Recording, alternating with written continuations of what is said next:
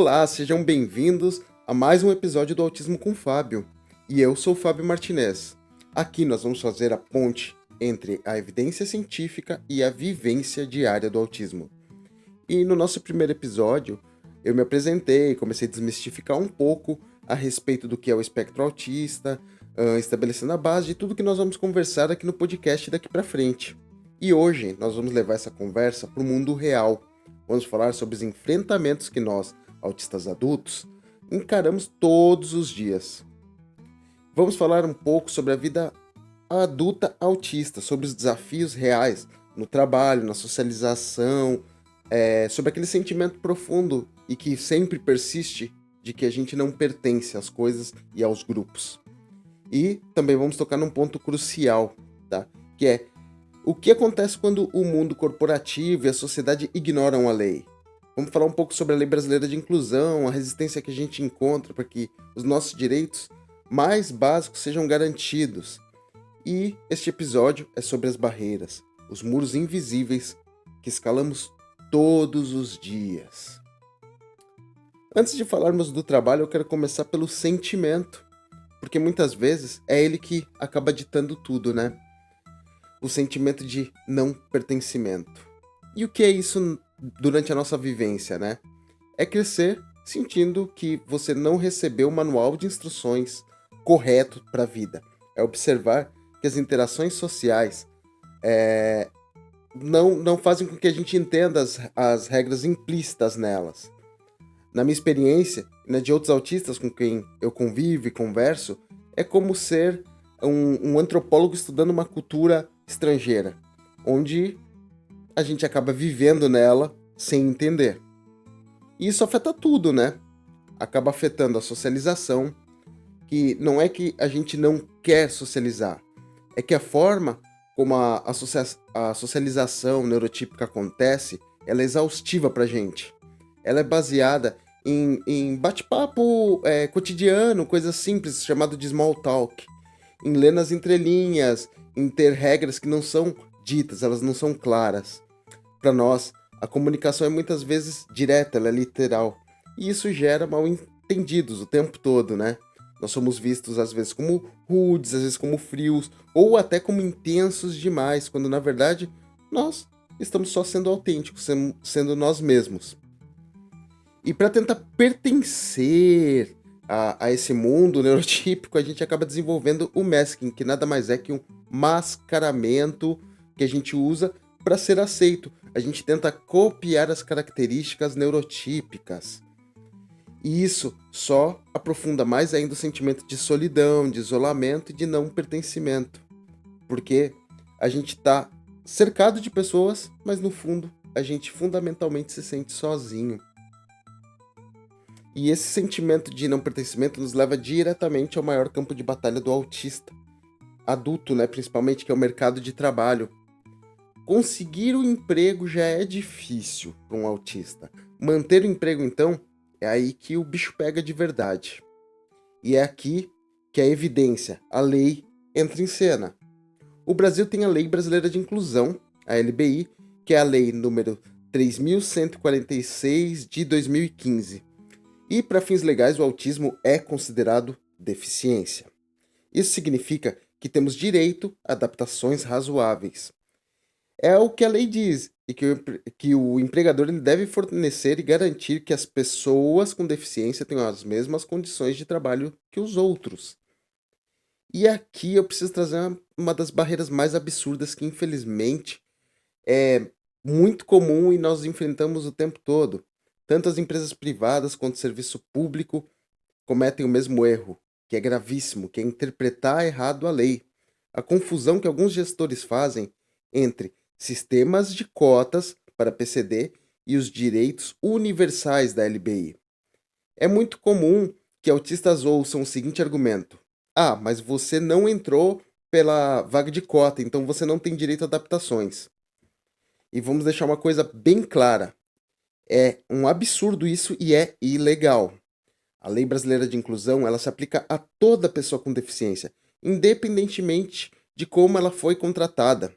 A cota é uma ação afirmativa para garantir o ingresso no mercado de trabalho, ou seja, para permitir que as pessoas estejam dentro do mercado de trabalho, mas não que essa seja a única garantia de que ela vai ter a lei brasileira de inclusão respeitada na sua vida.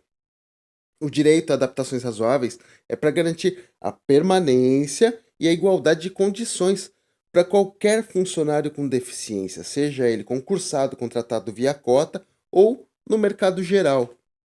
Essa desinformação ela acaba virando uma arma para negar direitos básicos para as pessoas com deficiência. E aí a nossa vivência se choca com a resistência. Por exemplo, alguns autistas são impedidos de usar fones com cancelamento de ruído porque eles são vistos como antissociais. Se os autistas pedem instruções claras e por escrito, nós somos vistos como inflexíveis ou chatos. Se tem uma lâmpada que fica piscando fluorescente, que para nós é uma tortura sensorial, a gente é chamado de fresco. Se a gente pede para não realizar uma tarefa, principalmente social, sozinho em algum lugar, que pode nos colocar em risco, tanto o risco de uma crise, quanto após essa crise você não ter total a cognição e riscos de atropelamento, de acidentes, essas coisas, isso nos é negado. A resistência dos locais de trabalho não é só ignorância, é uma perpetuação de uma cultura que confunde adaptação razoável com privilégio. Sim, nós ouvimos que estamos querendo privilégios. Mas por que existe essa resistência para cumprir a lei? Por que é tão difícil para nós, autistas, conseguirmos pelo menos o básico? Pela minha vivência e pelo que as evidências científicas apontam, o problema é profundo, é um choque de sistemas operacionais. O mundo corporativo e social neurotípico foi construído sobre valores e métodos que não são apenas diferentes, mas muitas vezes fundamentalmente opostos ao nosso funcionamento neurológico, que não é uma escolha, né? E essa resistência não é só em empresas, não. A gente vê isso o tempo todo no serviço público também, tá, gente? A máquina, a máquina, o sistema em si, ele é rígido e ele valoriza o procedimento neurotípico acima da eficiência. Ou seja, muitas vezes uma pessoa é beneficiada por ser social e não por ser eficiente, por ser carismática e não porque ela produz bem e destrincha e resolve problemas necessariamente. E aí, vou destrinchar um pouquinho esse choque de sistema agora, tá? O mundo neurotípico, especialmente corporativo, tem um fetiche por multitarefa. Ele valoriza o profissional dinâmico que atende o telefone enquanto responde o e-mail e participa de uma reunião. Nem que isso não seja feito de uma forma totalmente eficiente. E a evidência científica mostra justamente isso, que o multitasking é um mito. O cérebro faz uma mudança de tarefas, uma troca rápida de tarefa que custa caro em termos de energia e aumenta a chance de erro. E aí, na vivência autística, para o cérebro, essa troca de tarefa tem um custo neurológico absurdamente mais alto. Nós temos uma inércia cognitiva maior. Sair de uma tarefa para outra exige um esforço descomunal para a gente. Por outro lado, nossa maior ferramenta é o hiperfoco. Quando mergulhamos num assunto, a nossa capacidade de processamento e entrega de resultados é exponencial. Ou seja, quando nos dedicamos a algo, principalmente quando é algo que nós entendemos bem como fazemos, que nós gostamos de fazer, acredite, o rendimento já é comprovado isso, existem estudos, é maior do que nos neurotípicos. E aí o choque acontece de novo, né? O gestor neurotípico interrompe um autista em hiperfoco para fazer uma pergunta aleatória, vamos supor. Para o gestor foi uma pausa de 10 segundos. Para o autista foi uma quebra no sistema. Aquela interrupção pode ter custado 30, 40 minutos de esforço para conseguir recalibrar o cérebro e voltar ao estado de foco que estava. O sistema valoriza interrupções constantes, enquanto nós precisamos de blocos de foco ininterruptos para sermos eficientes. Eles veem nosso pedido de não ser interrompido como uma rigidez ou uma falta de colaboração. Perdão. E aí, vamos lá para mais um choque. Nas culturas neurotípicas, a performance social é muitas vezes mais valorizada que a performance de tarefa. O como você faz e com quem você se relaciona importa mais do que o que você entrega. É novamente aquele reino das conversa do small talk no café, das brincadeiras no corredor, da leitura de entrelinhas, de entender piadinhas, do bom senso que nunca é definido e das regras sociais implícitas. Inclusive as regras que deveriam ser explícitas sendo o tempo todo desrespeitadas pelos neurotípicos. Quando a gente tenta entender essas regras, para a gente é negado. Nós, autistas, tendemos a ser mais literais, diretos e focados na tarefa. A comunicação implícita é um campo minado para a gente. Um autista é visto como grosseiro ou rude porque enviou um e-mail ou uma mensagem de WhatsApp direto ao ponto, sem aquela socialização no começo. Às vezes, nós esquecemos de falar um "Oi, bom dia, tudo bem? Como você está?" E aí chegar no assunto. Às vezes a gente vai direto ao assunto porque a gente não entende exatamente essa regra social. E como não é automático pra gente, muitas vezes esquecemos de fazer e pulamos isso. E aí, acontece novamente de sermos vistos como antissociais. Ou, por exemplo, quando a gente não quer ir para uma confraternização, um happy hour. Um ambiente que sensorialmente pra gente é caótico. Isso quando não temos também toda a parte da seletividade alimentar que não é respeitada, as pessoas caçoam disso, elas não entendem, elas têm dificuldade e inclusive são agressivas conosco. E para nós, tudo isso é o oposto de relaxamento, de aproveitar. Na minha vivência e de outras pessoas com quem eu convivo e converso também, nós somos penalizados por não participar da política do escritório, da empresa, da firma, seja lá como for. A nossa eficiência lógica, a nossa capacidade de entregar resultados de alta qualidade são ofuscadas pela nossa falha, entre aspas, em performar socialmente. O sistema neurotípico gasta energia com a manutenção social. Nós gastamos energia com a execução da tarefa. E o sistema pune a gente por isso. Não é justo, né? Mais uma coisa, que aí continua o terceiro pilar do choque. O sistema de trabalho tradicional, herança da Revolução Industrial, é baseado em tempo, não em energia ou resultado. É o famoso bater cartão das 8 às 18. O sistema exige que você esteja presente. E, mais importante, pareça ocupado durante todo esse tempo. Não importa o seu resultado. Nossa energia dos autistas não é linear. Ela funciona em picos e vales, onde a gente se sente mais cansado.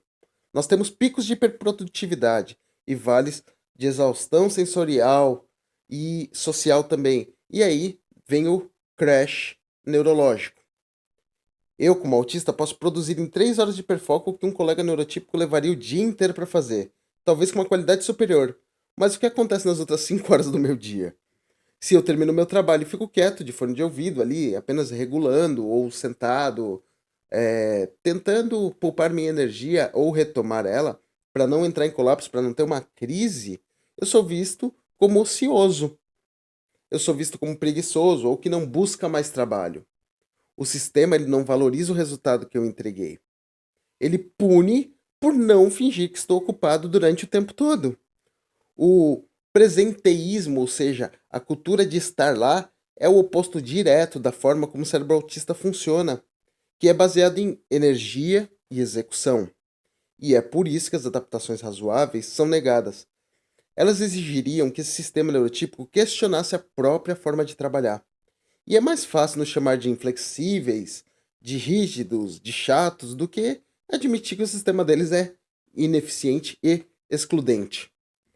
E que isso que nós estamos buscando não é privilégio. O enfrentamento do autista adulto no dia a dia, no fim das contas, é uma luta diária para existir em um mundo que não foi desenhado para nós e que ativamente se recusa a fazer pequenas adaptações. O sentimento de não pertencimento, a dificuldade de socialização, a exaustão do trabalho não são falhas nossas. São sintomas de um ambiente neurotípico inflexível e nós que somos chamados de inflexíveis. E a LBI, ela tá do nosso lado, mas a lei só funciona quando ela é conhecida, exigida e é cumprida. O que, vamos falar a verdade, é extremamente complicado, né? Gente, vou ficando por aqui hoje. Obrigado por me ouvir no Autismo com Fábio. E agora eu deixo um convite para vocês. Qual é a vivência de você com isso? Você já teve problema no trabalho por ser autista? Já teve que lutar para que a Lei Brasileira de Inclusão fosse cumprida no seu caso? E você conseguiu? Já usaram contra você o argumento absurdo de não ter entrado por cota? Por favor, deixa seu comentário para mim, compartilha sua história na plataforma que você está usando, seja o Spotify, seja o YouTube. A sua vivência, ela fortalece demais nossa comunidade de autismo. E se você quiser continuar acompanhando essa ponte entre evidência e vivência, siga o Autismo com o Fábio no seu aplicativo de podcast. Eu sou o Fábio Martinez e espero que no próximo episódio você esteja lá também. Até lá!